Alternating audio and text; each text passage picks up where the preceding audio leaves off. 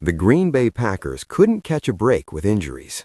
Last week, they lost defensive end Micah Parsons, one of their two most indispensable players, to a torn ACL. In Saturday night's crucial game against Chicago, with first place in the NFC North on the line, they lost the other player they absolutely couldn't afford to lose. Quarterback Jordan Love took a devastating hit from Bears defensive end Austin Booker in the second quarter. After staying down on the field and receiving evaluation on the sideline, he was escorted back to the locker room by trainers. His night finished before halftime. The sequence happened fast. Love dropped back to pass with Booker bearing down on him. Love lowered his head just before contact, and Booker hit him helmet to helmet. The Bears were penalized for the hit, even though Love ducked into the collision, but the penalty meant nothing compared to what Green Bay was about to lose. Love remained on the turf for several concerning moments. After getting up, he went straight to the blue medical tent for evaluation. The Packers announced he was being assessed for a concussion and was questionable to return.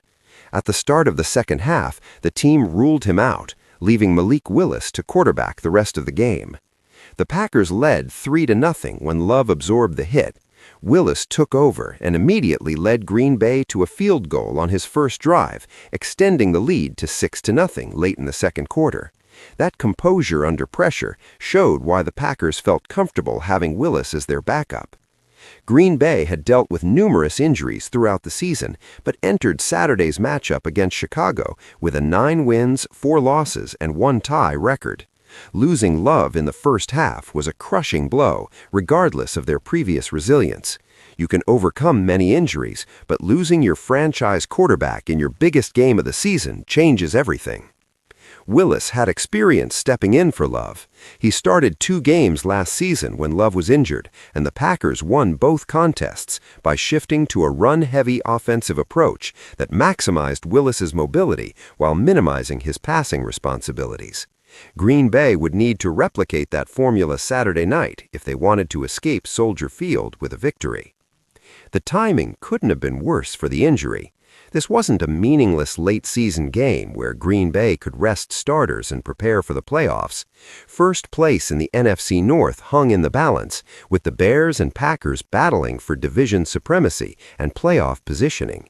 Losing Parsons the previous week had already weakened Green Bay's defense significantly.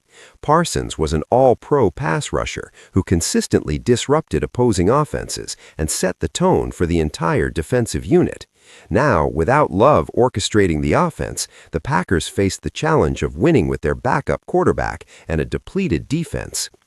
The helmet-to-helmet contact raised questions about player safety and the rules protecting quarterbacks. Love lowered his head before impact, which technically made it difficult for Booker to avoid helmet contact. Should defenders be penalized when quarterbacks duck into hits? The debate continues, but on Saturday night, the flag didn't change the outcome for Love. Willis's first drive success provided hope that Green Bay could survive without their starting quarterback.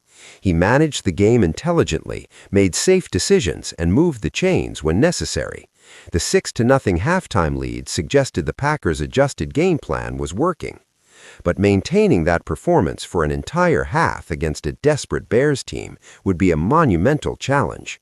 Bears knew they were facing a backup quarterback and would adjust their defensive approach accordingly, likely bringing more pressure and daring Willis to beat them with his arm.